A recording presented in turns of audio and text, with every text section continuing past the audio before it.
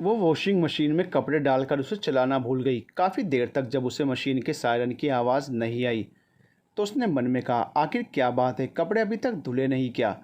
वह उठकर washing machine के पास आई और अचानक ही हंसते हुए अपने सिर पर अपने ही हाथों से हल्की थपकी दी। ओ मैं भी ना, कितनी भुलक्कड़ हूँ, देख मशीन में कपड़े डालकर इसे चलाना भूल गई। ये प्यार नहीं तो और क्या है। ये पागलपन है पायल, एक ऐसा पागलपन जो तू पिछले 10 सालों से कर रही है और ना जाने कब तक करती रहेगी। ये तू क्या कह रही है रीतू, मेरे प्यार को तू पागलपन का नाम दे रही है। तो क्या कहूँ, आखिर तुझे इतनी छोटी सी बात समझ में क्यों नहीं आती। तू ये बात मानने को तैयार क्यों नहीं है कि विजय तुझे छोड़कर जा चुका है। उसके दिल में तेरे लिए कोई जगह नहीं है, ना तो उसकी ज़िंदगी में तेरे लिए कोई जगह है, ना दिल में और ना ही घर में। तू कब तक उसके नाम की माला जपती रहेगी। बस ऋतु, अब आगे एक शब्द मत कहना, पायल ने ऋतु की तरफ गुस्से से देखते हुए कहा। भले ही विजय मेरी आंखों से दूर है लेकिन वह मेरे दिल के पास है। मैं आज भी उससे उतना ही प्यार करती हूँ जितना मैं उसे पहले करती थी। और अगर प्यार के बदले ज़बरदस्ती प्यार मिले तो वह प्यार नहीं, एक समझौता है। और मेरा प्यार कोई पागलपन नहीं है कि मैं उसे भूल जाऊँ। अच्छा, तू उसे प्यार का नाम दे रही है। कोई इंसान तेरी कदर नहीं करता, तुझे याद नहीं करता, उसे तुम्हारी कोई फिक्र नहीं है, वह अपनी दुनिया में मगन है, खुश है। और तू उसके लिए पागल हुई जा रही है, उसकी यादों में अपनी पूरी ज़िंदगी बर्बाद किए जा रही है। ये पागलपन ही तो है। आखिर तुझे किस चीज़ की कमी है पायल। मेरी समझ में ये नहीं आता कि तू कब तक उसके नाम को ढोती रहेगी। आखिर तू उसे भुलाकर अपनी नई ज़िंदगी क्यों नहीं बसा लेती। आखिर तुझे यहाँ कौन सा सुख है, ना तेरा साथ देने के लिए तेरा पति है और ना ही। बस ऋतु, अब आगे एक शब्द मत कहना। यह मेरी ज़िंदगी है, मैं चाहे जैसे जीऊँ। अगर मेरा प्यार पागलपन है तो यही सही, मैं इसी पागलपन के सहारे जी लूँगी। मुझे किसी की ज़रूरत नहीं है। मैं नहीं चाहती कि कोई मेरी ज़िंदगी में दखल अंदाज़ी करे। क्यों, कोई क्यों ना करे दखल अंदाज़ी। तू कांटों पर चलती रहेगी और लोग अपना मुंह बंद करके तुझे चलता हुआ देखेंगे। नहीं पायल, सबका दिल तेरी तरह मजबूत नहीं है। कम से कम मेरा तो बिल्कुल नहीं है। मैं तुझे इस तरह तिल तिल कर मरता हुआ नहीं देख सकती।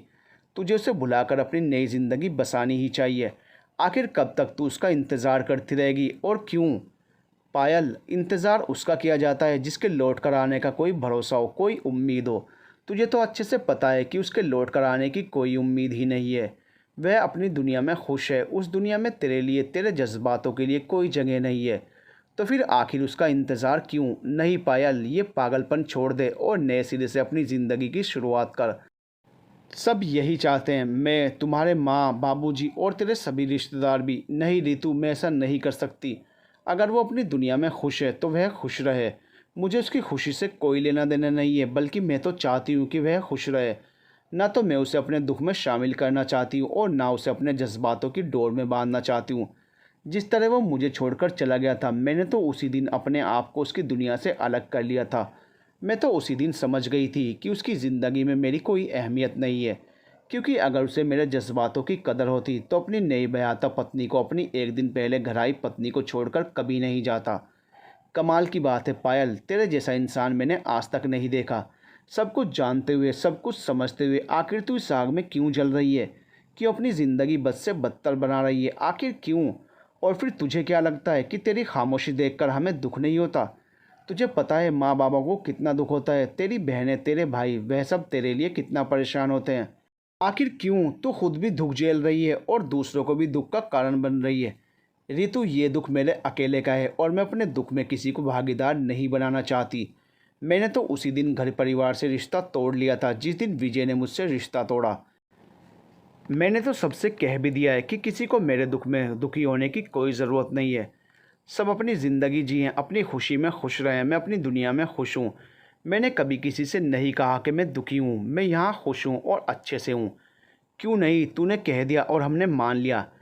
क्या ऐसा सच में होता है कि किसी घर की बेटी अपनी पूरी ज़िंदगी तिल तिल कर मरती रहे और घर वाले चैन की बंसी बजाए। पायल, तू इन सब बातों को नहीं समझ पाएगी क्योंकि तूने अपने आप को इस चार दीवारी में कैद कर लिया है।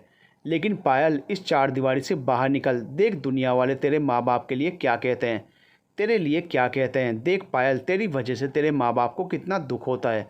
हर रोज़ उनकी आंखों में यही इंतज़ार रहता है कि शायद आज उनकी बेटी मायके आ जाए, शायद आज वह अपने घर वापस आ जाए, अपनी खुशियों में वापस आ जाए। ऋतु, मैं यहाँ खुश हूँ, तुझसे किसने कहा कि मुझे यहाँ कोई दिक्कत है। मेरा भी परिवार है, मेरे सास ससुर हैं। विजय नहीं है तो क्या हुआ, मुझे मेरे सास ससुर की तो सेवा करनी है। अगर मैं भी चली जाऊंगी तो उनकी सेवा कौन करेगा। कभी मेरे नज़रिए से भी दुनिया को देखने की कोशिश कर रही तू। तेरे नज़रिए से दुनिया को कौन देखता है पायल। शादी के 1 हफ्ते बाद तेरा पति तुझे छोड़कर विदेश चला गया और पिछले 10 सालों से तू उसका घर बार संभाल रही है, जबकि उसने तुझे तलाक भी दे दिया है फिर भी। और तू कहती है कि तेरे नज़रिए से दुनिया को देखूं। ये कैसा नज़रिया है पायल। जब उसने तुझे छोड़ दिया है, तुझे आज़ाद कर दिया, तो फिर तू उसके नाम की माला गले में क्यों लटकाए घूम रही है। क्योंकि मैंने उसके साथ अपना नाम जोड़ा था रितु, और मैं उसे नहीं भूल सकती। नहीं भूल सकती, तू उसे नहीं भूल सकती जिसने तुझे कभी याद नहीं किया। अरे उसने तो तुझे कभी पत्नी का दर्जा भी नहीं दिया। रितु। पायल उसकी तरफ आश्चर्य से देखती रह गई। क्या रितु, बोलो कि मैं झूठ कह रही हूँ। जिस तरह इंसान चीज़ें रख कर भूल जाता है, उसी तरह वो तुझे इस घर में लाकर भूल गया। वो भूल गया कि तू उसकी जिम्मेदारी है, और वो तुझे ब्याह कर लाया है। उसने तुझे पत्नी का दर्जा नहीं दिया। शादी के 1 हफ्ते बाद ही वो तुझे छोड़कर विदेश चला गया और कभी पलट कर नहीं आया। कभी तेरे बारे में जानने की कोशिश नहीं की। तो फिर तू अभी तक क्यों उसके लिए जी रही है।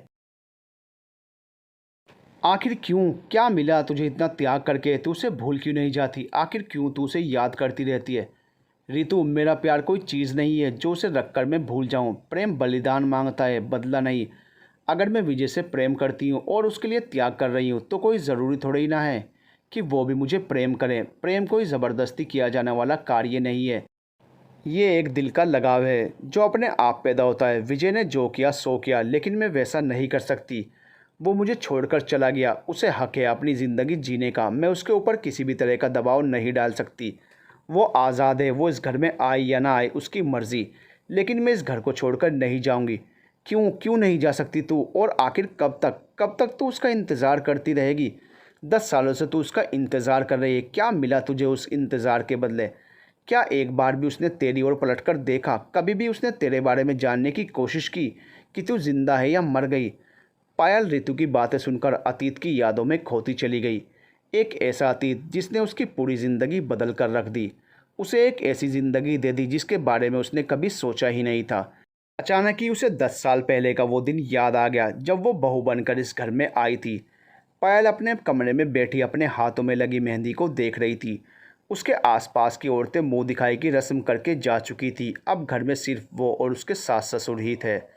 मोहल्ले की सारी औरतों की बातें अभी तक पायल के कानों में गूंज रही थी। जितना ही सारी औरतें पायल की सुंदरता की तारीफ करती, उतना ही मन वो खुश होती जा रही थी। विजय को अपने जीवन साथी के रूप में पाकर उसे बहुत ही खुशी हो रही थी। धीरे धीरे उसे इस घर में आए कई घंटे गुजर चुके थे और उसे इंतज़ार था विजय के अपने पास आने का। वह बार बार नज़र उठाकर दरवाजे की तरफ देख लेती कि कब विजय आएगा और वे दोनों अपने नए जीवन की शुरुआत करेंगे। अचानक ही उसे विजय की तेज आवाज़ सुनाई दी। वो विजय की आवाज़ सुनकर चौंक गई। अचानक ही विजय का इस तरह चिल्लाना उसे कुछ अजीब लगा। क्या बात है, अचानक से विजय ऐसे क्यों चिल्ला रहे हैं। उसने मन ही मन अपने आप से सवाल किया। उसे कुछ भी समझ नहीं आया। वो उठकर अपने कमरे के दरवाजे तक आई। विजय अपने माता पिता के ऊपर चिल्ला रहा था। उसकी आवाज़ पायल के कमरे तक साफ साफ आ रही थी, और वो क्या बोल रहा था और किसके लिए बोल रहा था, ये सब उसे साफ साफ सुनाई दे रहा था। उसकी बातें सुनकर पायल स्तब्ध रह गई। उसने सपने में भी नहीं सोचा था कि जिस विजय के साथ वह अपने नए जीवन की शुरुआत करने के सुनहरे सपने देख रही है, वह उसके बारे में ऐसा सोचता है। नहीं पिताजी नहीं, मैं इस शादी को नहीं मानता। यह शादी नहीं है, एक धोखा है। आप लोगों ने जानबूझकर मेरे साथ छल किया है, जानबूझकर मेरे गले में यह शादी का फंदा डाला है। आप क्या सोचते हैं इस तरह शादी करके आप मुझे इस घर में बांध लेंगे। क्या शादी होने से इंसान बन जाता है। नहीं, अगर ऐसा है तो मैं इस शादी को नहीं मानता। नहीं मानता हूँ मैं इस शादी को। यह कोई पवित्र बंधन नहीं है, यह मेरे लिए गले का फंदा है। धीरे बोल बेटा, बहू सुन लेगी, क्या सोचेगी वो। अभी आज ही वो इस घर में आई है और आज ही तू ऐसी बातें कर रहा है, तो और कब करूँगा, जब मैं इस गृहस्थी के चक्कर में फंस जाऊँगा तब। और अगर आपकी बहू मेरी बातें सुन रही है तो अच्छा है, वह भी सुन ले, उसे भी पता चल जाए कि उसके साथ क्या हुआ है। आप सबने मिलकर मेरे साथ क्या किया है, उसके घर वालों ने मेरे साथ क्या किया है, उसे भी तो सब बातें पता चलनी चाहिए। और फिर इस साजिश में वो भी तो शामिल है। नहीं, ये तू क्या कह रहा है बेटा। उस बेचारी को क्यों बीच में ला रहा है। उसने क्या किया, क्यों नहीं किया। आप लोगों ने अपनी झूठी बीमारी का बहाना बनाकर मुझे यहाँ बुलाया और फिर ज़बरदस्ती अपनी कसम देकर मेरी शादी करा दी। पापा, शादी कोई खेल नहीं है जो इंसान कस्में देकर करा ले। शादी होने के लिए एक दूसरे को पसंद करना, उसके जज्बातों को समझना भी ज़रूरी होता है। अरे मैंने तो उसे ढंग से देखा तक नहीं था बेटा, इसीलिए तो शादी की है हमने। तू पायल को अपने साथ ले जा, तुझे भी आराम रहेगा और हमारा भी दिमाग चिंता से दूर रहेगा। पायल बहुत अच्छी लड़की है, तेरा बहुत ख्याल रखेगी। बिल्कुल नहीं माँ, इस बारे में तो आप लोग सोचना भी मत। मैं उसे कहीं लेकर नहीं जा रहा और बेहतर होगा कि आप लोग उसे उसके मायके भेज दीजिए। क्या? ये तू क्या कह रहा है बेटा? हाँ, मैं सच कह रहा हूँ। मैं इस रिश्ते को नहीं मानता और जितनी जल्दी वह भी इस बात को समझ जाए उसके लिए उतना ही अच्छा है। ये कहता हुआ विजय बाहर निकल गया। दीपक बाबू धम से चारपाई पर बैठ गए और अपना सर पकड़ लिया। उनकी तो कुछ समझ में ही नहीं आ रहा था। आखिर विजय को मैं कैसे समझाऊं? मैं पायल से क्या कहूँगा? उसका सामना कैसे करूँगा? ये सोच सोच कर उनका तनाव बढ़ता जा रहा था। पायल अवाक सी दरवाजे के पीछे से सब सुनती रह गई। दो आंसू निकलकर उसके गालों पर चले आए। जिस लड़के को वो अपने सपनों का राजकुमार समझकर उसके साथ न जाने कितने सपने सजाए बैठी थी, वह उसके बारे में ऐसा सोचता है। ये क्या कह गया विजय? अगर उसे रिश्ता पसंद नहीं था तो फिर उसने यह शादी क्यों की? वो अपने सवालों का जवाब खुद ही खोजने लगी। वह तो खुद ही इस शादी के लिए तैयार नहीं थी। उसे अच्छे से याद था वो दिन जब उसने अपनी माँ से कहा था कि नहीं माँ, आप लोगों को छोड़कर मैं इतनी दूर नहीं जाऊँगी। आप लोगों से इतनी दूर जाकर मैं कैसे रहूँगी? नहीं माँ, मैं वहाँ उस बेगाने देश में अकेले नहीं रह सकती। दूर कहाँ बेटा, अपनी ससुराल ही तो जाना है, फिर चाहे वह देश में हो या विदेश में।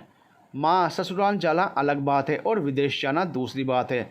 ससुराल जाने में और विदेश जाने में फ़र्क होता है। आपसे दूर जाना मेरे लिए सबसे कष्टदायी बात है माँ। मैं जानती हूँ बेटा, पायल की माँ ने प्यार से उसके सिर पर हाथ रखते हुए कहा। मुझे भी इसी बात की चिंता है। तू क्या जानती है, हमें तुझे अपने से दूर करने में बहुत सुख है। नहीं बेटा, लेकिन क्या करें, बेटियां तो पराया धन होती हैं। आखिर हम कब तक तुझे अपने घर में अपने पास रख सकते हैं? एक ना एक दिन तो तुझे ससुराल जाना ही होगा। फिर क्या ससुराल और क्या विदेश, तेरा घर अच्छे से बस जाए, तू सुख से अपने परिवार में रहने लगे तो हम भी चैन की सांस ले। और फिर 2 साल की ही तो बात है बेटा। 2 साल बाद विजय यहीं आ जाएगा, फिर जी भर के मिलती रहना। लेकिन माँ, आखिर आप मुझे अपने आप से इतना दूर क्यों भेजना चाहती है? नहीं बेटा, ऐसा मत सोच। कोई भी माँ अपने जिगर के टुकड़ों को अपने से दूर नहीं करना चाहती। लेकिन बेटा, लड़का अच्छा भला है और फिर तेरे पापा ने उन्हें जुबान दी है। अब तू ही बता, हम अपने कदम कैसे पीछे खींच सकते हैं? फिर ये भी तो सोच कि शादी करने के बाद वो अकेले विदेश जाएगा और तू यहाँ रहेगी, तो ये क्या हमें अच्छा लगेगा? इसीलिए तो विजय के पिता उसकी शादी कर रहे हैं ताकि तू उसे संभाल सके, उसके खाने पीने का ध्यान रख सके। उन्हें अपने बेटे की बहुत चिंता है, तभी तो खुद चलकर हम लोगों से तेरा हाथ मांगने आए थे। पायल अपनी माँ की बातें सुनकर खामोश हो गई। वह एकटक अपनी माँ को देखने लगी। उसकी माँ ने उसके कंधे पर हाथ रखते हुए कहा, बेटा, हमें अपनी वचनों की लाज रखनी होती है। रिश्ते तो दिल से निभाए जाते हैं, उसके लिए दूरियां कोई मायने नहीं रखती। भले तू हमसे दूर रहेगी, फिर भी हमारे दिल के आसपास ही रहेगी। देख, तेरे पिताजी और दीपक बाबू का रिश्ता कितना प्यारा है, कितनी गहरी दोस्ती है इन लोगों के बीच में। अब तू ही बता बेटा, तेरी एक ना से इनकी दोस्ती में दरार आ जाएगी। क्या तू ऐसा चाहेगी? अचानक ही पायल के सामने उसके पिता और दीपक बाबू का चेहरा घूम गया। पायल के पापा और दीपक बाबू अच्छे दोस्त थे और दोस्त भी ऐसे कि एक दूसरे के लिए मर मिटने को तैयार, एक दूसरे के सुख दुख में शामिल। कभी भी ऐसा होता ही नहीं था कि वे दोनों एक दूसरे से मिले ना। अगर पायल के पिता दीपक बाबू के घर नहीं जाते तो वे पायल के घर आ जाते थे। अक्सर ही उनके बीच का माध्यम पायल और विजय ही बनते। कई बार वो अपने बेटे विजय के पढ़ाई और उसके आगे के जीवन संबंधी बातों पर पायल के पिता से चर्चा करते रहते और उनसे सलाह रहते रहते थे। विजय एक बहुत ही होनहार और तेज़ लड़का था। 12वीं तक उसने अपने कॉलेज में टॉप किया था, हर चीज़ में आगे। खेल कूद हो या स्कूल का कोई भी काम, विजय सबसे आगे ही रहता। और शायद यही कारण था कि जब उसने 12वीं के बाद विदेश जाकर मेडिकल की पढ़ाई करने की इच्छा जताई तो दीपक बाबू मना नहीं कर सके। लेकिन वो विजय को अपने से दूर नहीं करना चाहते थे क्योंकि विजय उनका इकलौता लड़का था। फिर उन्होंने सोचा कि शायद इसके लिए ये अच्छा ही रहेगा। अगर उसका भविष्य संवर जाएगा तो मेरा भी जीवन सफल हो जाएगा। बेटा डॉक्टर बन जाएगा, इससे ज़्यादा खुशी की बात मेरे लिए और क्या हो सकती है। और यही कारण था कि उन्होंने विजय को विदेश जाने की अनुमति दे दी।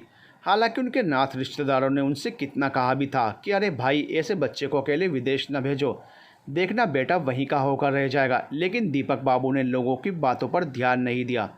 उन्हें अपनी परवरिश पर पूरा भरोसा था। उन्हें पता था कि उनका बेटा चाहे कितना भी आगे बढ़ जाए लेकिन वह अपने देश को, अपने माँ बाप को नहीं भूल सकता। दीपक बाबू ने विजय पर जो यकीन किया था वो और उनकी बातें सच भी थी।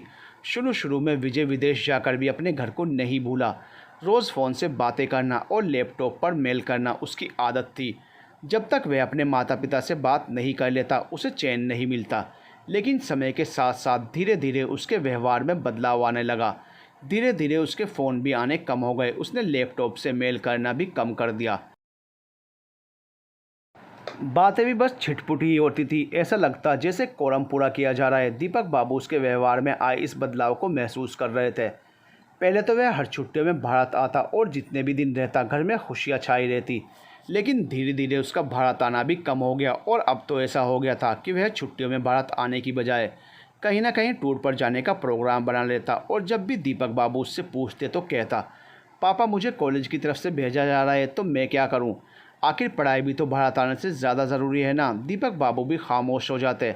अपने बेटे की बातों का क्या जवाब देते। जब कभी भी वह भारत आता तो उसके अंदर आए हुए बदलाव को महसूस करते और मन ही मन डरते कि कहीं ऐसा ना हो कि ये अपने देश आना ही बंद कर दे। कई बार विजय की बातें ऐसी होती थी जिसे सुनकर दीपक बाबू आश्चर्य में पड़ जाते थे, क्योंकि कोई विदेशी ये बातें कहे तो हमें आश्चर्य नहीं होगा, लेकिन जो इस देश का है, यहीं पैदा हुआ है, उसके मुंह से ऐसी बातें बहुत अजीब लगती। अरे पापा, यहाँ कितनी गर्मी है, मैं तो दिन भर कपड़े ही बदलता रह जाता हूँ।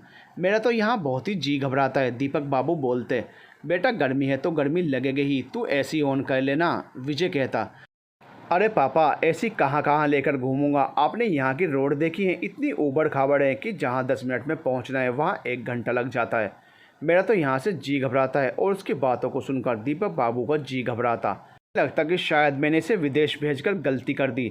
शायद अब ये अपना ना रहा, ये विदेशी रंग में रंग गया है। दीपक बाबू की पत्नी से कोई बात छुपी न रह सकी थी। वो अपने पति का दर्द अच्छे से समझ रही थी, इसलिए उन्होंने कई बार दबी ज़ुबान में अपने पति से इस बात की चर्चा की थी कि इसके पैरों में बेड़ियाँ डाल देते हैं। अगर एक बार इसकी शादी हो गई तो फिर ये विदेश में नहीं रह पाएगा, इसे मजबूर होकर भारत आना ही होगा। मैंने कितने ही लोगों को देखा है कि चाहे वो कितने ही बिगड़े हों, शादी के बाद रास्ते पर आ ही जाते हैं। इसकी भी शादी कर देते हैं, सिर पर जिम्मेदारी आ जाएगी तो खुद ब खुद सुधर जाएगा।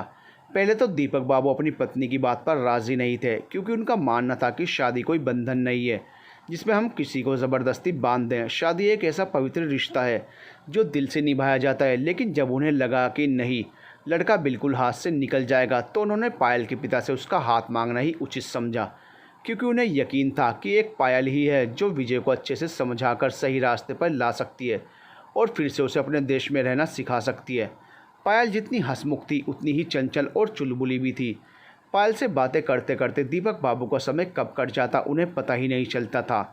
पायल के घर जाते ही वो दौड़ दौड़ कर उनके लिए कुर्सी रखती और पानी ले आती, और जब तक वो पानी का गिलास उठाकर पीने नहीं लगते तो वहीं पर खड़ी उनकी चौकीदारी करती रहती। कई बार तो ऐसा भी होता कि वो पायल के पिता से बातों में मगन हो जाते और उन्हें पानी पीने की याद नहीं रहती। तो उस समय वो उन्हें डांटने भी लगती और कहती, अंकल जी कितनी बार बोला है मैंने आपसे, पहले पानी पी लिया करिए, उसके बाद बात किया कीजिए। एक तो आप इतनी गर्मी में इतनी दूर से चल कर आते हैं और बिना पानी पिए बातें करने लगते हैं। अगर आपकी तबीयत ख़राब हो गई तो बताइए, मैं क्या कहूँगी आंटी से, क्या कहूँगी विजय से, क्या सोचेंगे वो लोग मेरे बारे में कि पायल आपका ख्याल भी नहीं रख पाई, मेरी ही बेइज्जती होगी ना। वो मुस्कुराते हुए पानी का गिलास उठा लेते और कहते, अरे हाँ हाँ भाई पी रहा हूँ मैं पानी, तू तो बिल्कुल मुझे बच्चों की तरह डांटने लगती है। इतना तो मेरी माँ ने भी मुझे नहीं डांटा जितना तू मुझे डांटती है। उस समय पायल मुस्कुराकर कहती, अंकल जी देख लेना, जब मैं बड़ी होंगी तो आपके घर की बहू बनूंगी और फिर दिन रात आपको डांटती रहूँगी, फिर देखूँगी मैं आप क्या कर लेते हैं।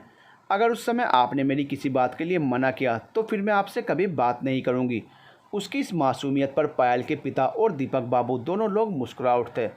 जब भी कभी दीपक बाबू घर आते और पायल के पिता किसी काम से बाहर गए होते तो वो अपनी किताबें लेकर उनके पास बैठ जाती। वो उसे पढ़ाते भी थे। पायल पढ़ने में भी बहुत होशियार थी, किसी भी बताए हुए पाठ को जल्दी याद कर लेना और उसे अक्षरश सुना देना उसकी खासियत थी। लेकिन जब भी कभी पायल कोई पाठ याद नहीं कर पाती और कुछ भूल जाती तो उस समय दीपक बाबू से बहुत डांटते और कहते कि ऐसे तो बहुत गुस्सा करती है और ख़ुद अपना ध्यान नहीं रख सकती। उस समय पायल मुस्कुराकर वहाँ से भाग जाती और कहती, अंकल जी पानी पियेंगे। वह उसकी मासूमियत पर हंसते और कहते, हाँ बस पानी ही पिलाती रहना। अरे कभी चाय नाश्ते के लिए भी तो पूछ लिया कर। उसी समय पायल की माँ प्लेट में उनके लिए चाय और बिस्किट लेकर आ जाती और उनकी तरफ देते हुए कहती, अरे भाई साहब ये ऐसी ही नटखट है, जानबूझकर आपको तंग करती है। आप चाय पीजिए, इसके पिता अभी आते ही होंगे। पायल अपनी माँ की बातें सुनकर बुरा सा मुँह बनाती, लेकिन जब दीपक बाबू उसकी तरफ बिस्किट बढ़ाते तो वह दौड़ती हुई उनके पास आ जाती और उनके हाथ से बिस्कुट लेते हुए कहती, अंकल जी एक आप ही तो हैं जो मेरा इतना ख्याल रखते हैं, नहीं तो क्या मैं तुझे भूखा मारती हूँ। उसकी माँ झूठ मूठ का गुस्सा दिखाते हुए कहती, देखो तो ज़रा इस शैतान लड़की को, सबके सामने मेरी बेइज्जती कर रही है, अभी 2 थप्पड़ लगाऊंगी मैं तुझे। और पायल फिर मुस्कुराते हुए भाग जाती और कहती, अंकल जी मुझे बचाइए, माँ तो सच में मुझे मारने लगेगी। उस समय दीपक बाबू ज़ोर से खिलखिलाकर हंसते और कहते, अरे भाभी क्यों मार रही है मेरी होने वाली बहू को, यही तो मुझे बुढ़ापे में पानी पिलाएगी, मेरी देखभाल करेगी, मेरी सेवा करेगी। और तब पायल गर्व से फूली न समाती और अपनी माँ से कहती, देखो माँ अंकल जी कितने अच्छे हैं, मैं तो ज़रूर इन्हीं के घर बहू बनकर जाऊंगी। और तब उसकी माँ भी मुस्कुराने लगती। दीपक बाबू प्यार से उसके सिर पर हाथ रखते और वह खुश हो जाती। पूरे घर में उसकी हंसी गूंजती रहती और दीपक बाबू को भी उसका साथ बहुत पसंद आता। उन्होंने उसे बचपन से बड़े होते हुए देखा था, उसके एक एक पल के वो साक्षी थे। लेकिन उसे बहू बनाने की इच्छा कब उनके मन में बलवती हो गई ये उन्हें पता ही नहीं चला। शायद तब जब उन्हें बेटी की कमी खलने लगी और उन्हें पायल में अपनी बेटी दिखाई देने लगी, या शायद तब जब उन्हें लगा कि उनका लाडला हाथ से निकल जाएगा। उन्हें अच्छे से याद था वो दिन जब उन्होंने बहुत संकोच करते हुए पायल के पिता से उसका हाथ मांगा था, क्योंकि कहीं ना कहीं उनके दिल में ये बात थी कि क्या पता दूसरे लोगों की तरह पायल के पिता भी इस रिश्ते के लिए मना ना कर दें, क्योंकि ये बात तो सबको पता चल चुकी थी कि विजय अब वापस भारत आने से रहा, इसलिए जो भी उसके साथ अपनी बेटी का रिश्ता करेगा उसे अपनी बेटी को बाहर ही भेजना पड़ेगा। लेकिन उनकी खुशी का ठिकाना नहीं रहा जब पायल के पिता ने आगे बढ़कर उन्हें गले लगाते हुए कहा, अरे यार तेरी ही बेटी है, इसमें हाथ क्या मांगना, जब तू कहेगा तब मैं इसकी शादी विजय से कर दूंगा। ये तो मेरी बेटी का सौभाग्य होगा कि वो तेरे घर की बहू बने। जाना पहचाना घर परिवार, जाने पहचाने सास ससुर और सुंदर सौम्य सुशील लड़का। अगर बेटी ससुराल जाकर भी अपने घर जैसे माहौल में रहे तो एक पिता के लिए इससे बड़ी खुशी की बात और क्या हो सकती है। मुझसे ज़्यादा तो तू उसे समझता है और वो भी तो हमेशा तुझसे लगी रहती है। मैं जानता हूँ मेरे घर से ज़्यादा वो तेरे घर में सुखी रहेगी। दीपक बाबू ने पायल के पिता का हाथ अपने हाथों में लेते हुए कहा, अरे यार तूने तो मेरे दिल का बहुत बड़ा बोझ हल्का कर दिया। मैं तो इसी चिंता में था कि क्या पता तू पायल को अपने से दूर भेजने के लिए तैयार होगा कि नहीं, क्योंकि ये बात तो तुझे भी पता ही होगी कि शादी के बाद पायल को विदेश जाना ही होगा। अभी विजय की 2 साल की पढ़ाई बाकी है, उसके बाद भी वो कब तक भारत वापस आएगा ये कहा नहीं जा सकता। पायल के पिता ने कहा, अरे भाई बेटी सुख से रहे, बस एक पिता को इतना ही चाहिए, और फिर विदेश में भी तो वह अपने पति के साथ ही रहेगी, तो इसमें इतना सोचने की क्या बात है। मैं तो बस इतना चाहता हूँ कि मेरी बेटी जहाँ भी रहे सुखी रहे और सबकी सेवा करती हुए अपने परिवार की मान मर्यादा को बनाए रखे। फिर 2 साल की ही बात है, 2 साल तो देखते देखते निकल जाएंगे, मुझे शादी से कोई दिक्कत नहीं है। पायल वहीं बगल में खड़ी उन लोगों की बात सुन रही थी। पायल की आहट पाते ही उसके पिता ने उसकी तरफ मुड़कर देखा और कहा, बेटा तेरे अंकल जी विजय के लिए तेरा हाथ मांगने आए हैं, वे तुझे अपने घर की बहू बनाना चाहते हैं। तू क्या कहती है इस बारे में? पायल चाय की ट्रे रखकर शर्माते हुए बोली, मैं इस बारे में क्या कहूँ पापा जी, आप लोगों ने जो भी फैसला लिया होगा वो उचित ही होगा। दीपक बाबू ने आगे बढ़कर उसे गले से लगा लिया और उसके सिर पर प्यार से हाथ रखते हुए बोले, धन्यवाद बेटा, बेटी तो तुझे मैंने बहुत पहले ही बना लिया था, लेकिन आज मैं तुझे अपने घर की बहू बनाने के लिए आया था। मुझे खुशी हुई कि तूने इस रिश्ते को स्वीकार कर लिया।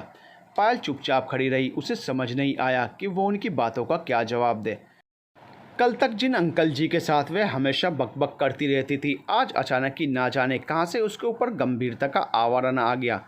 अचानक ही उन्होंने उसकी तरफ देखते हुए कहा, अरे क्या हुआ? तू तो कहती थी कि मेरे घर में बहू बनकर आएगी और मुझे डांटेगी, और अब जब बहू बनने का समय आया तो इसे शर्मा रही है।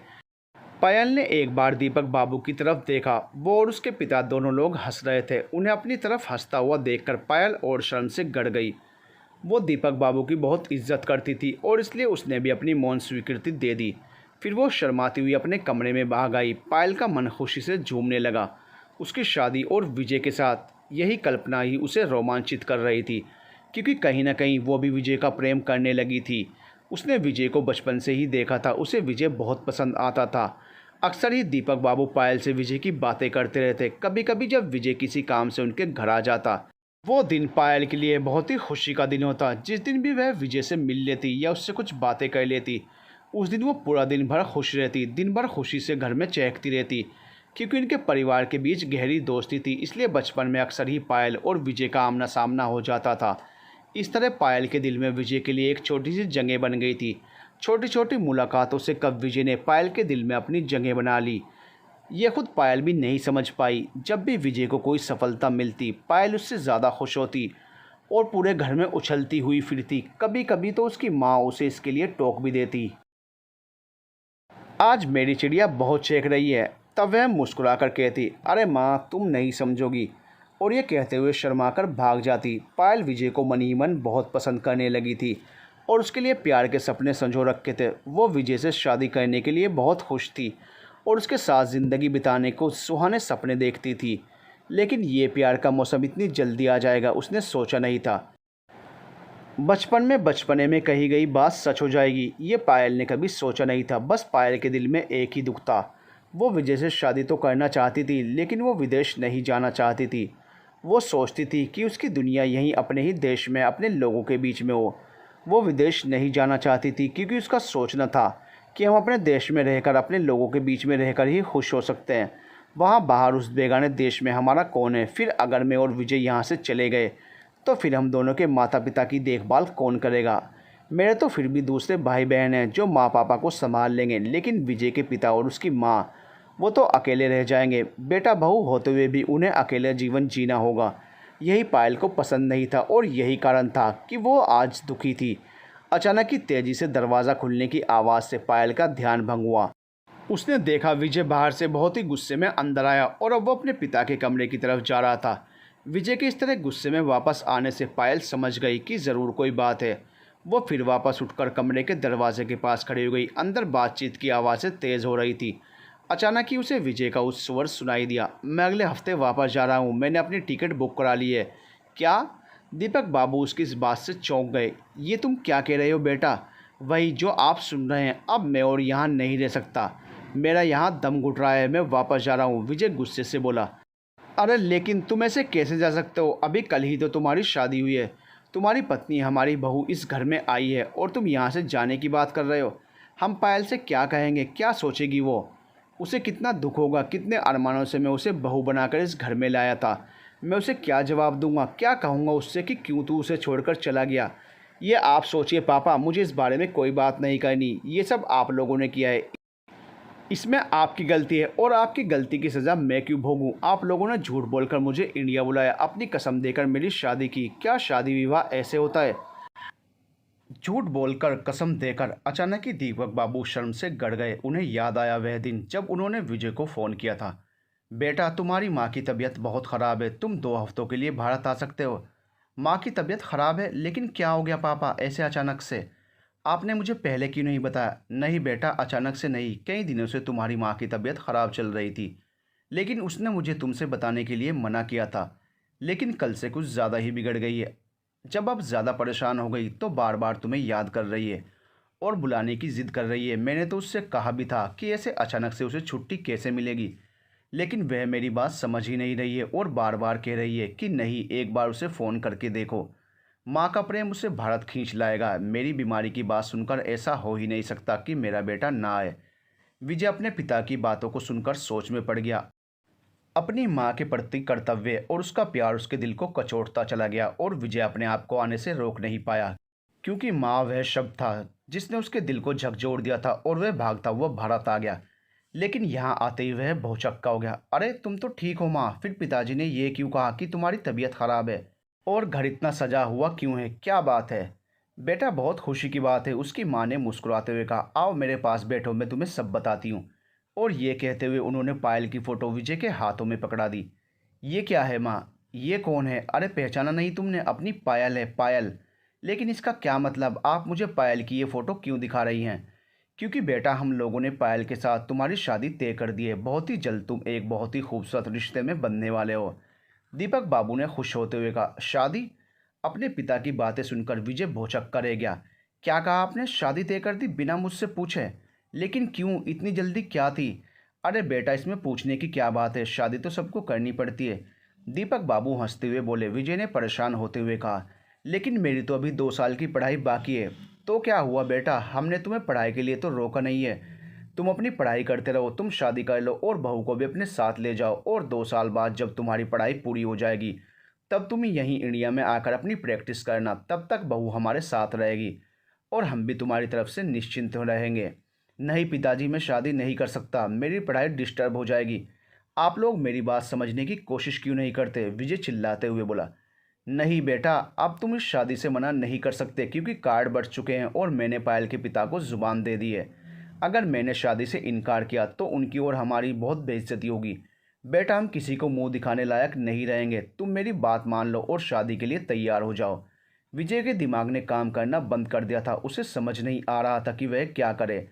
अभी वह कुछ कहता, इसके पहले ही उसकी माँ आगे बढ़कर आई और उसका हाथ अपने सिर पर रखती हुई बोली, बेटा तुझे मेरी कसम है, इस शादी से इनकार मत कर।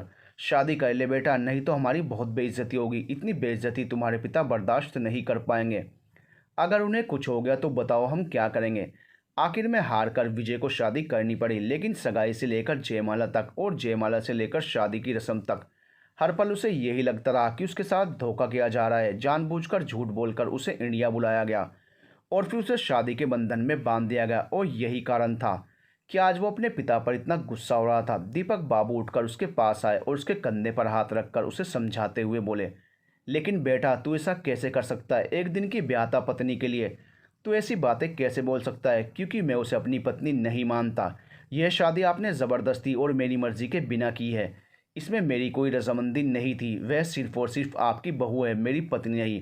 पापा, रिश्ते दिल से जोड़े जाते हैं। आपने पायल को अपनी बहू के रूप में पसंद किया था, लेकिन मैंने पायल से कभी प्यार नहीं किया। मैं उसे अपनी पत्नी नहीं स्वीकार करता। ये तू क्या कह रहा है बेटा? तुझे पता है पायल के पिता मेरे बहुत अच्छे दोस्त हैं और पायल को मैंने बचपन से ही अपनी बहू के रूप में देखा है। लेकिन पापा, मैंने तो कभी पायल को अपनी पत्नी के रूप में नहीं देखा। कम से कम आपको ये रिश्ता जोड़ने से पहले एक बार मुझसे पूछना तो चाहिए था। आप ऐसे किसी को भी ज़बरदस्ती मेरे गले बांध देंगे और मैं उसके साथ रिश्ता निभाने लगूंगा। आपने ऐसा सोच भी कैसे लिया पापा? अब ज़माना बदल गया है। अब वह ज़माना नहीं कि इंसान किसी के भी साथ शादी कर ले और ज़िंदगी जीना शुरू कर दे। आखिर हमारी भी कोई अपनी ज़िंदगी है, मेरी भी कोई पसंद है। लेकिन बेटा, पायल में ख़राबी क्या है? देखने में सुंदर, अच्छी भली गुणवान लड़की है, पूरे घर को संभालती है। हम लोग बचपन से उसे देखते हैं, कोई दोष नहीं है उसमें, सर्वगुण संपन्न है वो। पापा, आप लोग आज तक उन्हीं विचारों में जी रहे हैं कि अगर लड़की सुंदर सुशील है तो फिर वह अच्छी बहू है। लेकिन पापा, अब ज़माना बदल गया है। आजकल लड़कियों का सुंदर और सुशील होने के साथ साथ उनका मॉडर्न होना भी ज़रूरी है। मुझे विदेश में रहना है और वहाँ के तौर तरीक़ों के हिसाब से रहना होता है। पायल वहाँ के माहौल में एडजस्ट नहीं कर पाएगी और ना ही मैं अपने दोस्तों से पायल को मिलवा सकता हूँ। उनकी पत्नियाँ इतनी मॉडर्न हैं, उनके बीच में पायल कैसी लगेगी? आपने कभी इस बारे में भी सोचा?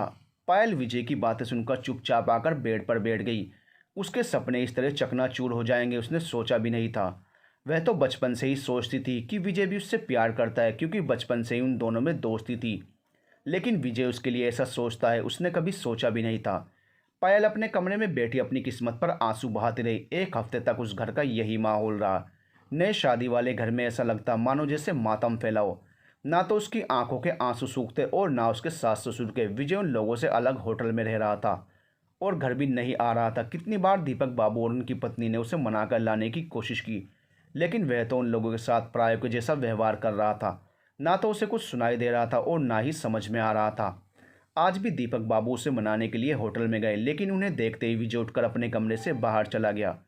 उन्होंने उसे रोकने की बहुत कोशिश की और कुछ देर तक उसके पीछे पीछे आए, लेकिन वह नहीं रुका।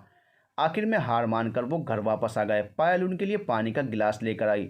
वो चुपचाप नज़र झुकाए बैठे थे। क्या कहते हुए पायल से क्यों उसे ब्याह कर लाए थे? उन्होंने तो सोचा था कि पायल आएगी तो उनके घर का माहौल बदल जाएगा। हो सकता है विजय उसकी सुंदरता, उसके प्यार में पड़कर विदेश जाना भूल जाए और यहीं भारत में रम जाए। लेकिन वह पायल के ही गुनहगार बन बैठे। जिस पायल को उन्होंने बहू बनाकर लाया था, आज वे उनके अपराधी बन गए थे। उन्होंने सोचा था कि पायल के आने से उनके बेटे के कदम संभल जाएंगे, लेकिन उन्हें नहीं पता था कि उनका बेटा अपने साथ साथ पायल की भी ज़िंदगी बर्बाद कर देगा। संभलना तो बहुत दूर की बात, वह उनके हाथ से ही निकल जाएगा। जिस इंसान को शादी की डोर ना बांध पाई, वो इंसान किसके रोके रुकेगा?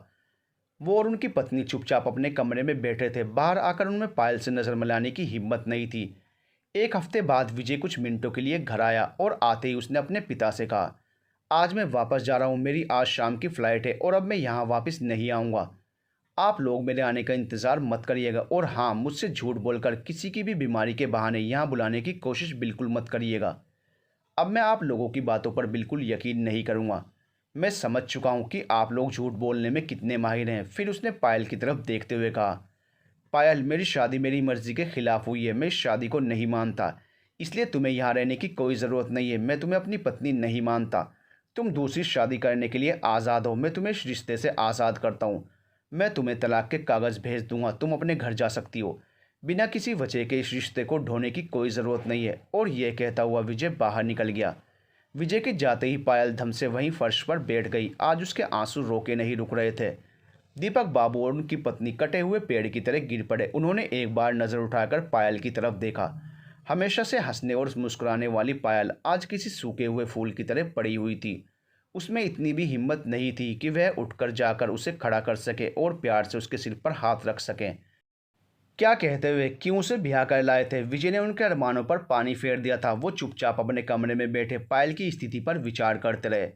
पायल ने उनसे कोई सवाल नहीं किया क्योंकि वो जानती थी कि वह खुद ही बहुत ज़्यादा दुख में है। वो उन्हें और दुखी नहीं करना चाहती थी, लेकिन उसने खामोशी की चादर ओढ़ ली और चुपचाप दीपक बाबू और उनकी पत्नी को संभालने में अपना जीवन लगा दिया। ना जाने कितने महीने और साल गुजरते चले गए, लेकिन पायल ने कभी भी दीपक बाबू से पलटकर ये नहीं पूछा कि जब आपका बेटा ही मेरे साथ नहीं है तो आखिर आप किसके लिए मुझे इस घर में ब्याह कर लाए। विजय अपनी झूठी शादी से इतना दुखी था कि उसने सच में पायल के पास 1 महीने बाद ही तलाक के पेपर भेज दिए। दीपक बाबू को तो अपनी आंखों पर यकीन ही नहीं हुआ। उनका बेटा इतना बिगड़ जाएगा उन्होंने सोचा भी नहीं था। उस दिन तो पायल बिल्कुल ही टूट गई। अभी तक उसके दिल में एक उम्मीद थी कि क्या पता दूर जाने के बाद विजय को अपनी गलती का एहसास हो जाए और उसके दिल में उसके लिए प्यार आ जाए और वह वापस आ जाए। लेकिन आज वह उम्मीद भी जाती रही। जब दीपक बाबू ने कांपते हुए हाथों से उसकी तरफ तलाक के पेपर बढ़ाए तो पायल से उनका दुख छुप नहीं सका। एक टूटे हुए पिता के दर्द को अच्छे से महसूस कर रही थी। जब दीपक बाबू ने कांपती हुई आवाज़ में उससे कहा, ले बेटा, मेरे उस नालायक बेटे ने तेरे साथ रिश्ता तोड़ दिया है। अरे उस अभागे को क्या पता कि हमने तो उसकी झोली में हीरे डाले थे, लेकिन वह खुद ही कंकड़ पत्थर पर खुश है। जाने दे, खुश रहने दे उसे। तू भी इन कागजात पर सिग्नेचर करके इस रिश्ते को ख़त्म कर दे। लेकिन इतना कहते कहते वह अपने आप को संभाल न पाए और अपने दिल पर हाथ रखकर गिरने जैसे हो गए। पायल ने आगे बढ़कर उन्हें संभाल लिया और कहा, पिताजी, क्या बस मैं इस रिश्ते में से ही आपसे जुड़ी हुई थी? अगर मैं विजय की पत्नी नहीं तो क्या मैं आपकी बेटी भी नहीं? क्या विजय मुझे छोड़कर चला गया तो आप भी मेरे सिर से अपने प्रेम का हाथ हटा लेंगे? क्या मैंने बचपन से अपने लिए जो प्रेम आपकी आंखों में देखा है वो इस रिश्ते के साथ ही ख़त्म हो गया? दीपक बाबू और उनकी पत्नी ने पायल के सामने हाथ जोड़ते हुए कहा, नहीं बेटा, हमें माफ़ कर दो। हम दोनों तुम्हारे गुनहगार हैं। हमने अपने लालच में तुम्हें नरक की आग में झोंक दिया। अपने बेटे की ज़िंदगी संवारने के चक्कर में हमने तुम्हारी ज़िंदगी बर्बाद कर दी।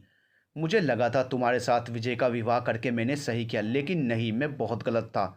मेरी सोच गलत थी। मैं पुत्र मोह में पड़ गया था। मुझे माफ़ कर दे बेटा। पायल ने आगे बढ़कर उनका हाथ थामते हुए कहा, नहीं पिताजी, आपने तो मेरा भला ही चाहा था, लेकिन जब मेरी ही किस्मत ख़राब थी तो कोई क्या कर सकता था?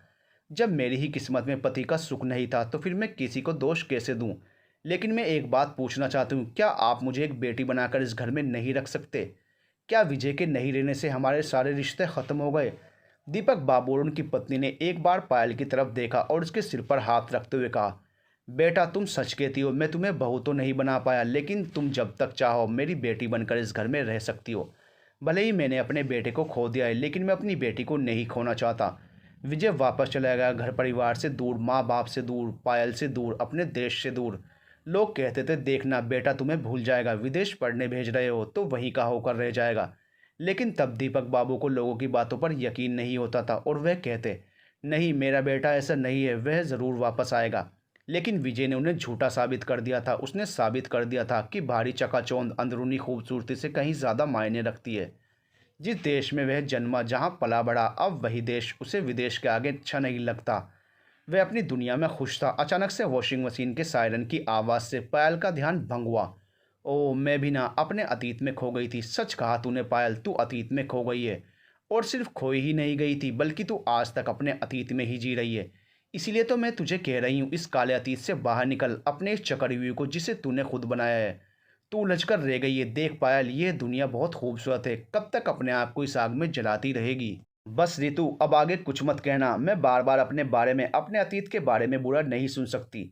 ठीक है, नहीं बोलूंगी। जब तुम्हें जीवन की सच्चाई अच्छी नहीं लगती, जब तुम्हें यही जिंदगी स्वीकार है, तो इसमें और कोई क्या कर सकता है? जब तो अपने खुद के ही जाल में उलझकर खुश है, तो उसी अंधेरे में फंसी रहना चाहती है। फिर तू आराम से रह, मैं इस बारे में कभी कुछ नहीं बोलूंगी। फिर मेरी यहाँ ज़रूरत भी क्या है? मुझे यहाँ से चले जाना चाहिए। रितु ने नाराज़ होते हुए कहा, तेरी मर्जी, मैंने तुम्हें रोका तो नहीं है। पायल ने लापरवाही से कहा। शायद वह चाहती थी कि रितु फिलहाल के लिए चली जाए, क्योंकि रितु की बातें उसके दिल में और ज़्यादा दर्द पैदा कर रही थी। रितु ने एक बार नज़र उठाकर उसकी तरफ देखा। उसे ये बात बहुत ही नागवार गुजरी और वो चुपचाप उसके घर से बाहर निकल आई। पायल ने उसे रोकने की कोशिश भी नहीं की। समय बीतता चला गया। साल, 2 साल, 3 साल, 10 साल। विजय ना कभी वापस आया और ना ही उसने पायल के बारे में जानने की कोई कोशिश की। कभी कभी महीने 2 महीने में वह अपने माता पिता को फ़ोन करके उनसे बात कर लेता, लेकिन उसकी बातचीत भी सिर्फ उन दोनों लोगों तक ही सीमित होती। ना कभी वो पायल के बारे में कुछ पूछता और ना ही दीपक बाबू उससे पायल की कोई चर्चा करते। पायल ने भी उन्हें अपने बारे में विजय से कुछ भी कहने से मना कर दिया था। वो नहीं चाहती थी कि विजय को इस बात का पता चले कि वो उसी घर में रह गई और आज तक उसके आने का इंतज़ार कर रही है, उसके छोड़े हुए कामों को अपना कर्तव्य समझकर पूरा कर रही है। पायल के लिए अपनी ज़िंदगी का इतना बड़ा फैसला लेना आसान नहीं था। जब उसके पिता को इस बात की जानकारी हुई, तो वो दीपक बाबू के घर आए। वो पायल को अपने साथ ले जाने के लिए विजय के पिता से बात करना चाहते थे, लेकिन पायल ने उन्हें अपने ससुर से कोई भी बात कहने से मना कर दिया। उन्होंने पायल से कहा भी कि बेटा, जब विजय यहाँ रहा ही नहीं, वह तुझे छोड़कर चला गया, फिर तू किसके इंतज़ार में यहाँ बैठी है? चल, मैं तेरी दूसरी शादी करा दूंगा। लेकिन पायल ने ना सिर्फ दूसरी शादी करने से मना कर दिया, बल्कि अपने पिता को इस संबंध में कोई भी बात कहने से मना कर दिया और बोली, नहीं पिताजी, आपने एक बार मेरा कन्यादान कर दिया, आप एक ही कन्या का बार बार दान नहीं कर सकते। एक बार जब मैं इस घर की बहू बनकर आ गई, तो अब मैं पूरी ज़िंदगी इस घर की बहू बनकर ही रहूँगी। विजय नहीं है तो क्या हुआ, मैं उसकी जगह उसके कर्तव्य का पालन करूँगी। मैं अपने सास ससुर को छोड़कर कहीं नहीं जाऊँगी। लेकिन बेटा, ऐसे बिना किसी रिश्ते के, बिना किसी नाम के तू कैसे इस घर में रह सकती है? विजय रहता तो दूसरी बात थी, लेकिन उसने तुझे तलाक देकर सारे रिश्ते ख़त्म कर दिए। अब तेरा यहाँ क्या काम है? मेरे ख्याल से तुझे मेरे साथ चलना चाहिए। लोग भी तरह तरह की बातें बनाएंगे। नहीं पिताजी, नहीं, मैं यहाँ से नहीं जा सकती। मुझे किसी की कोई परवाह नहीं है, जो बातें करे वह करे।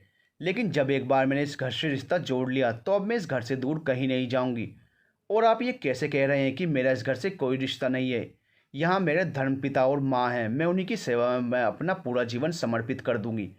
आखिर उन्हें भी तो संभालने के लिए कोई चाहिए। विजय ने सिर्फ मुझे नहीं छोड़ा है, मेरी वजह से उन्हें भी छोड़ दिया है। लेकिन बेटा, ये कैसी ज़िंदगी जीने का प्रण ले बैठी है तू? ये बहुत कठिन है, तू इस रास्ते पर नहीं चल पाएगी। उन्होंने पायल के सर पर हाथ रखते हुए कहा। आप सही कह रहे हैं भाई साहब, अब आप ही इसे समझाइए। मैं तो समझा समझा कर थक चुका हूँ। दीपक बाबू आगे बढ़ते हुए बोले, नहीं, मुझे कुछ भी नहीं समझना। फिर मैं कोई छोटी बच्ची नहीं हूँ कि अपना भला बुरा नहीं समझ सकूँ। आप लोग कृपया करके मुझे मेरे दिमाग से भ्रमित मत करिए।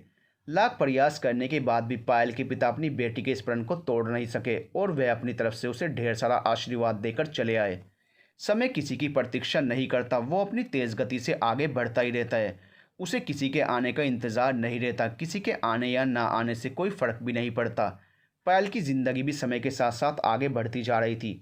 दिन एक एक कर गुजरते जा रहे थे और हर गुजरते पल के साथ पायल का विश्वास और प्रण मजबूत होता जा रहा था। उसने जो संकल्प लिया था, उसे पूरा करने में उसने खुद का अस्तित्व भी भुला दिया था। वो कौन है, वो क्या है, उसे खुद भी याद नहीं था। बस याद था तो अपना संकल्प, कि चाहे जैसी भी परिस्थिति रहे, मैं हार नहीं मान सकती और विजय के माता पिता की सेवा करना ही अब मेरी ज़िंदगी का मकसद है। दुनिया, समाज, रीति रिवाज, पायल इन सब परंपराओं से ऊपर उठ चुकी थी। ऐसा लगता था जैसे उसने अपने शरीर पर लोहे का कवच बना रखा था, जिस पर ना तो किसी की बातों का असर होता और ना ही किसी की नज़रों का। पिछले 10 सालों में पायल ने ना तो कभी अपने मायके जाने की बात की और ना ही कभी नज़र उठाकर किसी अजनबी की तरफ देखा। ऐसा लगता जैसे उसकी ज़िंदगी सिर्फ 3 लोगों के बीच में ही सिमट गई है, जैसे उसके अलावा दुनिया में कोई और है ही नहीं। चुपचाप अपने कर्तव्य में लगी पायल एक जीती जागती पत्थर की मूर्ति बन चुकी थी। दीपक बाबू जब भी पायल को देखते, उन्हें एक अजीब सा अपराध बोध होता।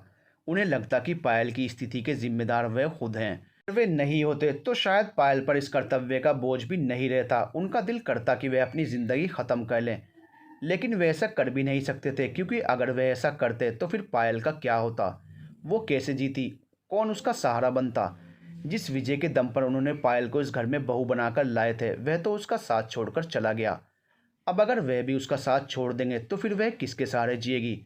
और यही सोचकर वह अपने आप को मजबूत करते रहते और कहते कि हे भगवान, मुझे इतनी ज़िंदगी देना कि मैं अपनी बेटी के साथ बना रह सकूं। वो तो अपने दिल को मजबूत करके बैठे थे, लेकिन उनकी पत्नी इस गम को बर्दाश्त नहीं कर पाती थी। नई दुल्हन और आते ही विधवा जैसे रहने लगे तो कौन सी माँ खुश रहेगी? वह अक्सर ही अकेले में बैठकर रोती रहती। दीपक बाबू जब भी अपनी पत्नी को रोता देखते तो तुरंत उसे चुप होने को कहते और समझाते कि देखो, अगर तुम रोगी तो फिर पायल का क्या होगा? उसकी हिम्मत टूट जाएगी। नहीं नहीं, हम रोकर पायल के प्यार को कम नहीं कर सकते। इन आंसुओं को पोंछ लो विजय। नहीं, अब मान लो कि हमारे लिए पायल ही हमारी बेटी और बेटा दोनों है। अपने पति की बातों को सुनकर विजय की माँ अपने आंसू पोंछ तो लेती, लेकिन अंदर ही अंदर उनका दिल रोता रहता। शुरू शुरू में उन्हें लगा कि उनकी बेटा कुछ ही दिनों में नाराज़गी भूलकर वापस आ जाएगा, लेकिन जब दिन महीने और साल में बदलने लगे तो उनकी आस भी जाती रही। पायल का ये अकेलापन धीरे धीरे उनकी आंखों में इतना खटकने लगा कि उनका दिल इस दर्द को बर्दाश्त नहीं कर पाया, और आखिर में एक दिन उन्होंने दीपक बाबू और पायल को अकेला छोड़कर अपनी आंखें बंद कर ली। उस दिन तो दीपक बाबू बिल्कुल ही टूट गए और एक कटे पेड़ के समान गिर गए। उस दिन पायल पहली बार बहुत रोई। वो रोती ही रही क्योंकि उसके दो हाथों में से उसका एक हाथ कट गया था। उसका सबसे बड़ा सहारा चला गया था। अब उसका सहारा कौन था? उस दिन वो दीपक बाबू के गले लगकर रोती रही और बोली, पिताजी, माँ तो हम लोगों को छोड़कर चली गई, लेकिन प्लीज़ आप मत जाना। अगर आप चले गए तो फिर मैं भी जिंदा नहीं रहूँगी। दीपक बाबू ने उसके सिर पर हाथ रखते हुए कहा, नहीं बेटा, मैं तुझे छोड़कर कहीं नहीं जाऊँगा, कभी नहीं जाऊँगा। उन्होंने अपनी पत्नी के मरने के अंतिम संस्कार खुद किए। पायल लगातार उनका सहारा बनी रही। हालांकि कोई ज़रूरत तो नहीं थी, लेकिन फिर भी एक बार उन्होंने अपने बेटे को बताना ज़रूरी समझा। उन्हें पता था कि वह आएगा तो है नहीं, क्योंकि वो तो पहले ही कह चुका था कि मुझे आप लोगों की बातों पर भरोसा नहीं है। कोई भी अपनी बीमारी की बात करके मुझे वापस बुलाने की कोशिश ना करे। लेकिन फिर भी उन्होंने सोचा कि ऐसे ही फॉर्मेलिटी के तौर पर उसे फ़ोन कर देते हैं। उन्होंने विजय को फ़ोन करते हुए बस इतना ही कहा कि तेरी माँ मर चुकी है, अगर उसकी तेरहवीं में शामिल होना चाहता है तो आ जा, नहीं तो तेरी मर्जी। दीपक बाबू ने विजय के जवाब का भी इंतज़ार नहीं किया और फ़ोन काट दिया। लेकिन विजय को फ़ोन करने के बाद रिसीवर रखकर जैसे ही मुड़े, उन्हें गहरा आश्चर्य हुआ। पायल चाय का कप लेकर उनके पीछे ही खड़ी थी। पायल को अपने सामने देखकर वह मन ही मन डर गए। ऐसा लगा जैसे उनकी चोरी पकड़ी गई हो। उन्होंने पायल से नज़रें छुपाते हुए मन ही मन सोचा, तो क्या इसने सब सुन लिया? कहीं से बुरा तो नहीं लगा होगा? वास्तविकता भी यही थी कि पायल ने दीपक बाबू की बातें सुन ली थी, लेकिन पायल ने उनसे कुछ नहीं कहा और वह उन्हें चाय का कप देकर जाने लगी। पायल को ऐसे खामोशी से जाते हुए देखकर दीपक बाबू ने उसके कंधे पर हाथ रखते हुए कहा, बेटा, मैंने विजय को फ़ोन किया था, सोचा उसके माँ के मरने की सूचना तो उसे दे ही दूँ। आखिर मैं अपने फ़र्ज से क्यों पीछे हटूँ? अब आगे उसकी मर्ज़ी, वो आए या ना आए। पायल ने उनके हाथ पर अपना हाथ रखते हुए उन्हें तसल्ली देते हुए कहा, बाबूजी, आप इतनी चिंता क्यों करते हैं? उनके आने या आने से क्या फ़र्क पड़ता है? जैसे हम दोनों बाप बेटी अब तक जीते आए हैं, आगे भी जी लेंगे। क्या आपको लगता है कि हमें किसी के सहारे की ज़रूरत है? दीपक बाबू ने उसके गंभीर चेहरे की तरफ देखते हुए कहा, नहीं बेटा, सहारे की तो ज़रूरत नहीं है, लेकिन क्या करूं, मेरा मन बहुत डरता है। देख, तेरी माँ भी तुझे छोड़कर चली गई, मैं भी दिन पर दिन बूढ़ा ही हो रहा हूँ। आखिर मेरी सांसों का क्या भरोसा? कभी कभी मन में यही ख्याल आता है कि जिस दिन मैं नहीं रहूँगा उस दिन तू अकेले क्या करेगी? पापा जी, आप ऐसी बातें मत करिए। भगवान ना करे कि आपको कुछ हो। सच, अगर आपको कुछ हुआ तो मैं भी ज़िंदा नहीं रहूँगी। और ये कहती हुई पायल रोने लगी। पायल को रोता देखकर दीपक बाबू ने अपने दुख को भुला दिया और उन्होंने उसके पीठ पर थपकी देते हुए कहा, नहीं बेटा, मैं तुझे छोड़कर कहीं नहीं जाऊँगा। मैंने तो बस यूं ही कह दिया। जा, तू भी चाय पी ले और थोड़ी देर आराम कर ले, सुबह से तो काम में लगी हुई है। अब मैं भी थोड़ी देर आराम ही करूंगा। अब मुझे किसी चीज़ की ज़रूरत नहीं है। पायल दीपक बाबू को उनके कमरे में छोड़कर अपने कमरे में आ गई। आज उसका दिल बहुत उदास था। उसने करवट बदलकर सोने की कोशिश की, लेकिन उसे नींद नहीं आई। ना जाने क्यों, क्या सोचते हुए उसकी पूरी रात यूं ही गुजर गई। अगले 2-4 दिन बहुत ही व्यस्त रहे। पायल सुबह से ही घर के कामों में व्यस्त हो जाती। पापा जी को चाय देना, खाना बनाना, घर की साफ़ सफाई करना, इतना सब करते करते ही दोपहर हो जाती। फिर मिलने आने जाने वालों का भी तांता लगा रहता था। लोग आते, दीपक बाबू से मिलते, पायल को देखते, सहानुभूति प्रकट करते और चले जाते। सबको पायल का एकाकीपन खलता था, लेकिन कोई कर भी क्या सकता था। पायल के माता पिता भी दीपक बाबू से मिलकर जा चुके थे। अपनी बेटी के इस जीवन को देखकर उनका मन भी बहुत दुखी था। उसकी माँ ने तो एक बार फिर से उसे समझाने की बहुत कोशिश की, लेकिन पायल ने उनकी हर बात पर कोई न कोई उचित तर्क देकर उन्हें समझा ही दिया।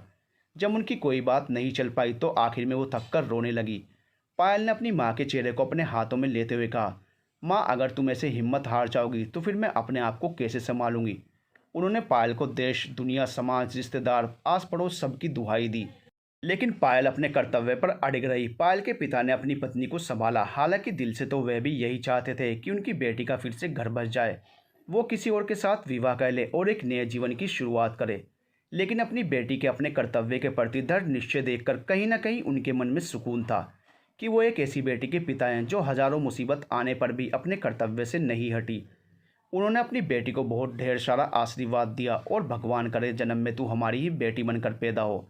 आज तेरी वजह से हमारा भी सर गर्व से ऊंचा हो गया। आज 5 दिनों बाद पायल फुर्सत से लेटी हुई थी। दोपहर का समय था। पायल सारे काम लगभग समाप्त कर चुकी थी। मिलने वाले भी मिलकर जा चुके थे। दीपक बाबू भी अपने कमरे में आराम कर रहे थे कि अचानक डोरबेल बजने की आवाज़ आई।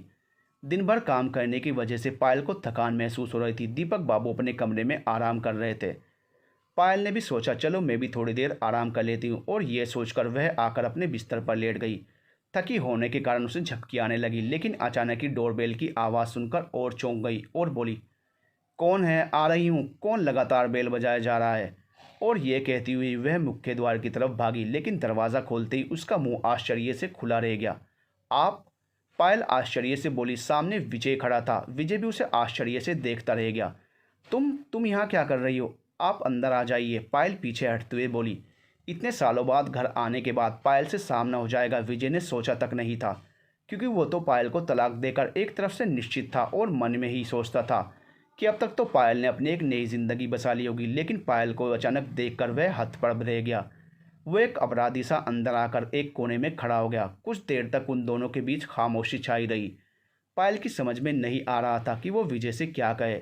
विजय भी चुपचाप एक तरफ खड़ा था। एक बार उसने नज़र उठाकर पायल को देखा। हाथों में 2 लाल चूड़ियाँ, माथे पर बिंदी और मांग में सिंदूर। लेकिन मैंने तो पायल को तलाक दे दिया था, फिर यहाँ क्या कर रही है? क्या इसने किसी और से शादी कर ली? क्या यह पापा से मिलने आई है? कहीं ऐसा तो नहीं कि ये अभी तक यहाँ से गई ही नहीं? ऐसा सोचते हुए उसने बहुत अजीब सा लगा। फिर थोड़ी देर बाद विजय ने ही खामोशी तोड़ते हुए कहा, पायल, जब मैंने तुम्हें तलाक दे दिया था तो तुम यहाँ क्या कर रही हो? पायल ने उसकी बात का कोई जवाब नहीं दिया और चुपचाप खड़ी रही कि तभी पीछे से दीपक बाबू चिल्लाते हुए आए और बोले, तेरे अधूरे काम पूरे कर रही है, तुझे तो कुछ लोकलाज है नहीं। नई नई ब्याहता पत्नी को छोड़कर चला गया, माँ बाप को छोड़कर चला गया। तुझे तो बस अपने सपने पूरे करने थे, लेकिन तुमने एक बार भी नहीं सोचा कि तेरे पीछे हम लोगों का क्या होगा, गांव समाज क्या कहेगा, हमें कितनी जिल्लत उठानी पड़ेगी, हम पायल को क्या मुंह दिखाएंगे, कैसे हम इसका सामना करेंगे। तेरी वजह से हमने कितने दुख झेले हैं, तुझे क्या पता। तू तो बस अपनी दुनिया में खुश रह। अरे जब इतने सालों तक नहीं आया तो अब क्या करने आया? जा, चला जा। आज तेरी माँ गई है, कुछ सालों में मैं भी मर जाऊंगा, फिर तो तुझे कोई पूछने वाला भी नहीं होगा। ना कोई अपनी बीमारी की झूठी खबर देकर तुझे बुलाएगा और ना कोई तेरे लिए परेशान होगा। तो अपनी ज़िंदगी में खुश रहना। तुझे तो हम लोगों से नफरत है ना, तो जा, चला जा। विजय चुपचाप अपराधी बनकर खड़ा रहा। उसे कुछ समझ में ही नहीं आ रहा था कि वो अपने पिता की बातों का क्या जवाब दे।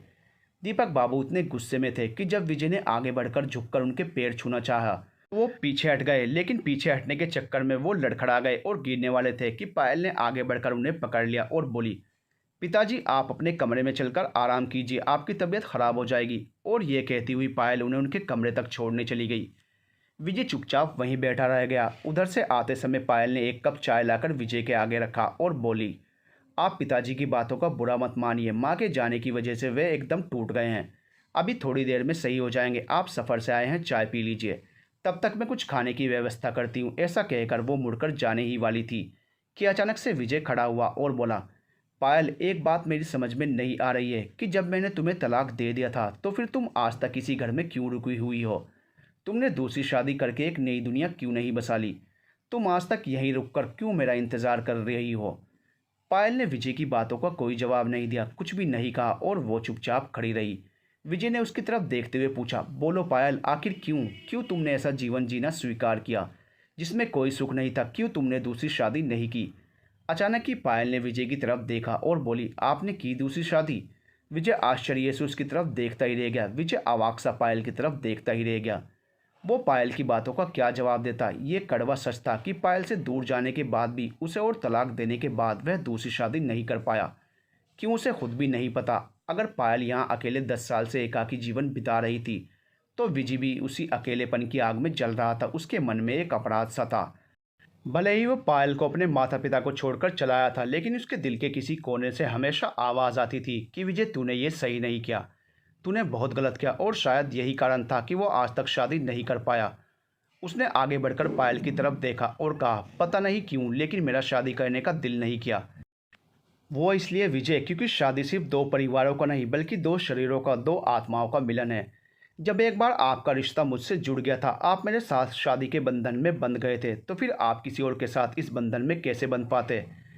ये रिश्ता इतना पवित्र होता है कि अगर एक बार इस रिश्ते में बंध जाओ तो फिर इसे तोड़ना बहुत मुश्किल होता है। और शायद इसी वजह से मैं इस रिश्ते को तोड़कर नहीं जा पाई। हमेशा से मेरे दिल के किसी कोने में यह उम्मीद बनी रहती थी कि शायद आपको कभी अपनी गलती का एहसास हो जाए, शायद आप किसी दिन वापस आ जाएं। विजय ने उसकी तरफ आश्चर्य से देखा।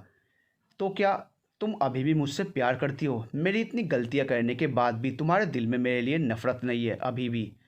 अभी भी का क्या मतलब है विजय? मैं तो हमेशा से आपको प्रेम करती थी। उस समय भी जब आप मेरे घर आते थे, उस समय भी जब आप मुझे अपनी पत्नी बनाकर इस घर में लेकर आए, उस दिन भी जब आपने मुझे तलाक दे दिया, मैंने कभी भी आपके लिए अपने दिल में नफरत देखी ही नहीं। विजय बहुत ही लज्जित हो गया और आगे बढ़कर पायल के पास आया और बोला, तो क्या तुम आज भी मुझे प्यार करती हो? क्या आज भी तुम मुझे अपना पति ही मानती हो? क्या आज भी तुम मुझे अपना लोगी? पायल ने विजय की तरफ एक बार नज़र उठाकर देखा और फिर धीरे से बोली, मैंने आपको छोड़ा ही कब था विजय? मैं हमेशा से आपको अपना पति और खुद को आपकी पत्नी मानती हूँ। मैं तब भी आपकी पत्नी थी और आज भी आपकी ही पत्नी हूँ। और ये कहते हुए पायल अपने कमरे में गई और तलाक के पेपर लेकर आई, जिस पर उसने आज तक हस्ताक्षर नहीं किया था।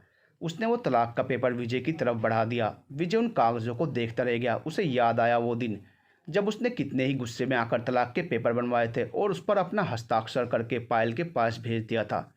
लेकिन पायल के हस्ताक्षर की जगह अभी तक वैसे ही खाली थी।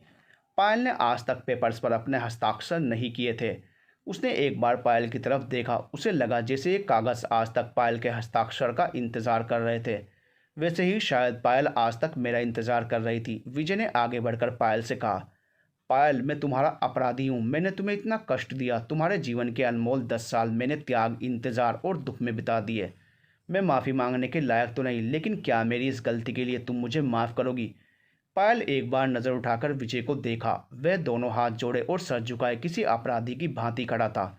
विजय को ऐसे शर्मिंदा होते देखकर पायल को अच्छा नहीं लगा। वो आगे बढ़कर आई और विजय के हाथ पर अपना हाथ रखते हुए बोली, विजय, प्यार में गलती या माफ़ी की कोई जगह नहीं होती। मैंने हमेशा से आपको चाहा था, हमेशा से आपको प्यार किया था और मैं हमेशा आपसे ही प्रेम करती रहूँगी, चाहे आप मुझे अपनाएं या नहीं। विजय ने उन तलाक के पेपर को देखा और मन ही मन बोला, अलविदा मिस्टर विजय, जो तुम अभी तक थे, क्योंकि आज के बाद जो पायल के सामने खड़ा है वो सिर्फ और सिर्फ उसका पति है। आज के बाद विजय नाम के किसी शख्स को मैं नहीं जानता, नहीं जानता कि ऐसा भी कोई शख्स था जिसने अपनी ब्याहता पत्नी को, अपने माता पिता को, अपने देश को छोड़कर चला गया था। उसने आगे बढ़कर उस तलाक के पेपर को फाड़ दिया और हाथ जोड़कर पायल से माफ़ी मांगते हुए बोला, पायल, मैं तुम्हारा गुनहगार हूँ, लेकिन हो सके तो मुझे माफ़ कर देना। आज के बाद मैं तुम्हें छोड़कर कहीं नहीं जाऊँगा, कभी नहीं जाऊँगा। मुझे माफ़ कर देना। माफ़ कर दो पायल, माफ़ कर दो माँ, माफ़ कर दो धरती माँ। और ये कहते ही विजय वहीं ज़मीन पर बैठ गया। पायल ने आगे बढ़कर उसे संभाल लिया और उसे गले लगा लिया। आज पहली बार विजय को सच्चे प्यार का एहसास हुआ, वो प्यार जिसे वो पिछले 10 सालों में नहीं समझ पाया। पायल पहली बार विजय की बाहों में आकर सुकून की सांस ले रही थी। उसे लगा जैसे आज उसने अपने प्यार से मौसम बदल दिया। विजय ने खड़े होकर हाथ जोड़ते हुए पायल से कहा, पायल, तुमने आज मुझे ये नया मौका दिया है, मैं इसके लिए तुम्हारा बहुत आभारी हूँ। मैं इस बार पूरी तरह से तुम्हारे प्रति, इस देश के प्रति समर्पित रहूँगा और हमेशा हमेशा के लिए इस देश में ही आकर बस जाऊँगा। तभी अचानक दीपक बाबू अपने कमरे से निकल कर आए। उन्होंने विजय और पायल की बातें सुन ली थी। विजय आगे बढ़कर उनके पास गया और उनके पैरों में गिर पड़ा। दीपक बाबू ने एक बार पायल की तरफ देखा। पायल ने हाँ में सिर हिलाया। दीपक बाबू ने विजय को उठाकर गले लगा लिया और फिर पायल को अपने पास बुलाया और दोनों का हाथ एक दूसरे के हाथ में पकड़ाते हुए कहा, बेटा, ज़िंदगी बार बार किसी को मौका नहीं देती। अगर पायल ने तुम्हें यह नया मौका दिया है तो इसको साबित करके दिखाना, इसका मान रखना। विजय ने हाँ में सर झुका दिया। आज दीपक बाबू ने अपने बेटा बहू और दोनों को गले लगा लिया। आज उनका जीवन संपूर्ण हो चुका था। अगर अब उन्हें मौत भी आ जाती तो उन्हें कोई गम नहीं था। उन्होंने अपनी पत्नी की फ़ोटो की तरफ देखा। उन्हें लगा शायद उसकी पत्नी भी मुस्कुराकर अपने बेटे को आशीर्वाद दे रही है। दीपक बाबू ने विजय की तरफ देखते हुए कहा, बेटा चलो अपनी माँ से तो मिल लो। विजय आगे बढ़ता हुआ अपने माँ की तस्वीर के पास आया और सर झुकाकर बोला, मुझे माफ़ कर दो माँ, मैं तुम्हारा भी गुनहगार हूँ। पिछले 10 साल तक तुम्हारे प्यार को ठुकराया, लेकिन माँ सच्चाई यही थी कि मैं 10 सालों तक आप सभी के प्यार के लिए तरसता रहा। मैंने बहुत कष्ट सहा है माँ, बहुत, लेकिन अब मैं अपने प्यार से इस सारे दुखों को खुशियों में बदल दूंगा। दीपक बाबू ने पायल की तरफ देखा और उसके सिर पर हाथ रखते हुए कहा, बेटा, मैं धन्य हूँ कि तुम मेरी बहू बनकर इस घर में आई। आज तुमने अपने धैर्य और कठिन तपस्या से असंभव को भी संभव कर दिया। मुझे तुम पर गर्व है बेटा। पायल ने एक बार दीपक बाबू की तरफ देखा और फिर विजय की तरफ और फिर मुस्कुराते हुए बोली, पापा जी चाय पियेंगे? और फिर वह तीनों खिलखिलाकर हंस पड़े। दोस्तों, मेरी ये कहानी यहीं पर समाप्त होती है। हम जिंदगी में इतनी ही गलतियां करते हैं, लेकिन अगर ज़िंदगी हमें आगे बढ़कर उन गलतियों को सुधारने का कोई नया मौका दे तो हमें उस अवसर को खोना नहीं चाहिए। मेरी ये कहानी पति पत्नी के रिश्ते पर आधारित थी। मुझे उम्मीद है कि ये कहानी आप सभी को बहुत पसंद